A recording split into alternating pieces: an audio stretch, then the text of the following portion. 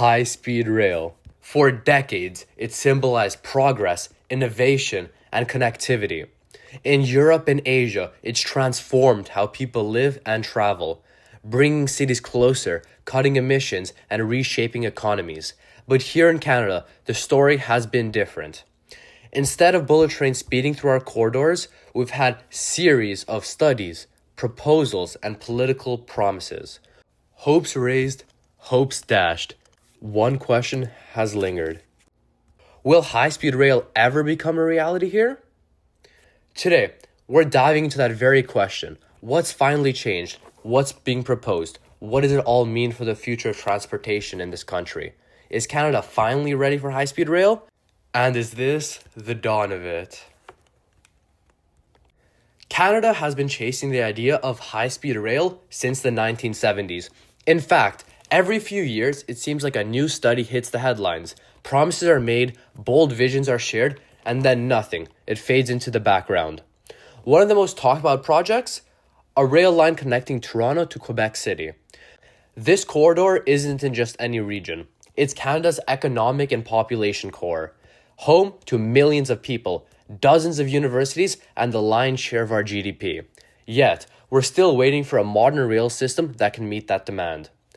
Over the decades, we've seen dozens of feasibility reports, the Bombardier jet train in the early 2000s, federal studies under different governments, more recently, renewed interest with infrastructure pledges and climate targets. But each decade followed the same pattern, bold talk and no progress. Why? Well, the usual suspects.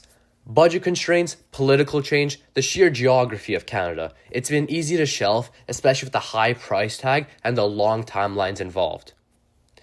But recently, things have shifted.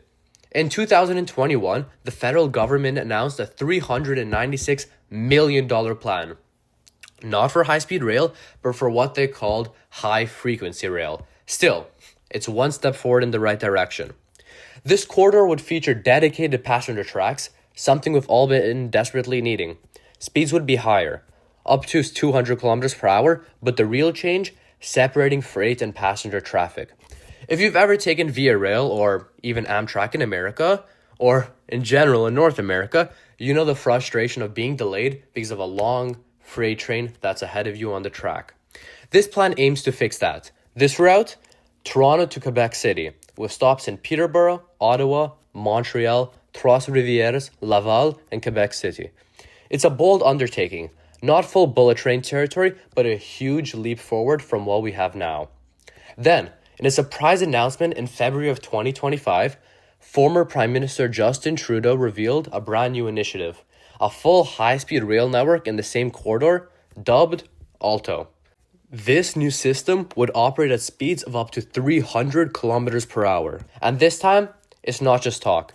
The government backing it with billions of dollars in funding and has already named a consortium, Candace, to design, finance, build, and operate the line. It would slash travel times in half. Imagine going from Montreal to Toronto in under 3 hours. That's game-changing for business, tourism, and everyday life. So, why does it matter so much? Well, because the current system is broken. Travel between Canada's biggest cities is so slow, expensive, and inefficient.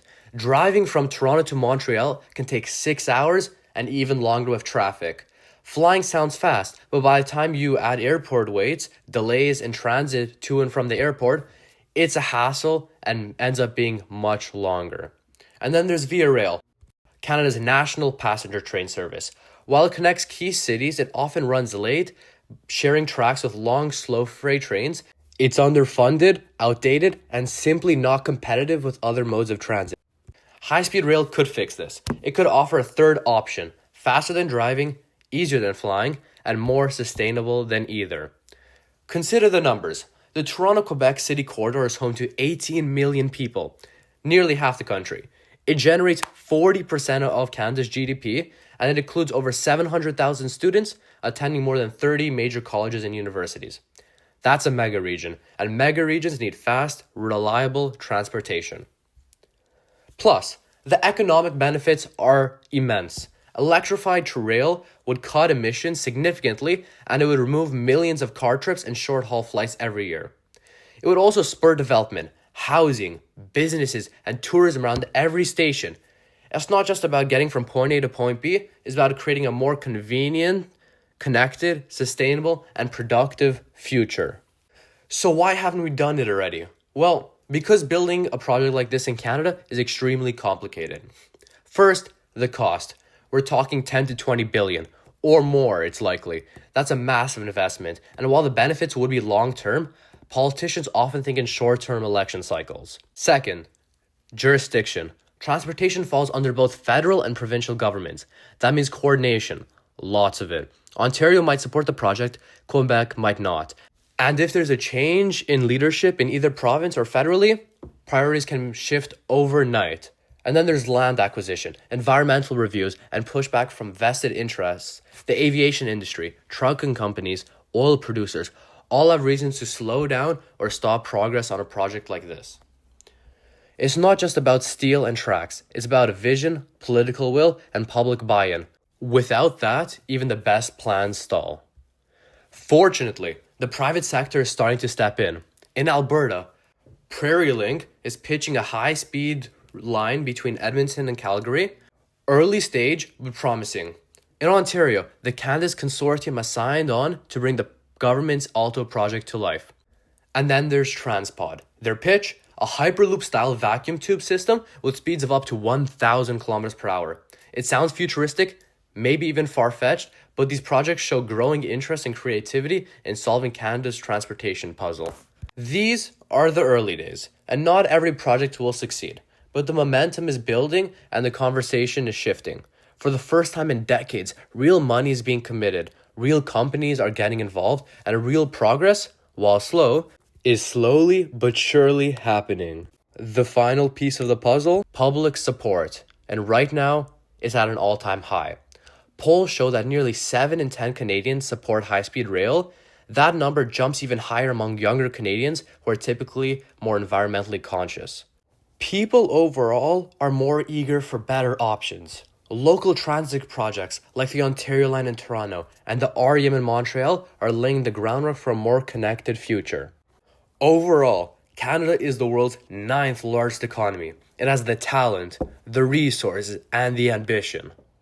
High-speed rail in their most populated corridor isn't a fantasy anymore. It's ambition in action. Thanks for watching Coffee and Transport. If you enjoyed this video, please give the video a like and subscribe for more content in the future. Also, let us know in the comments below. Would you ride a high-speed rail in Canada? What routes would you want to see built first? What topics should we cover next? Please let us know in the comments below, and I'll see you next time.